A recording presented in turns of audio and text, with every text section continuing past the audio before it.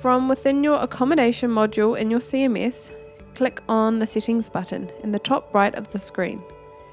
The first tab allows you to edit the details that appears on the featured Accommodation module. From here, you can change the heading and short description as seen here on the front end. You can also change the button label at the bottom of the module that appears here on the front end. And the last functionality is selecting the landing page a user lands on when they click this button. The Accommodation Listing tab is where you can change the heading that appears at the top of your Accommodation listing page here. And the last tab within your Accommodation module settings is the Explore Other Accommodations tab. This is where you can edit the heading that appears at the bottom of your Accommodation listings here.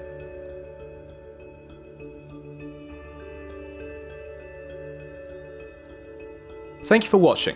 If you'd like to check out our next video or view more videos, click the links at the top of the screen.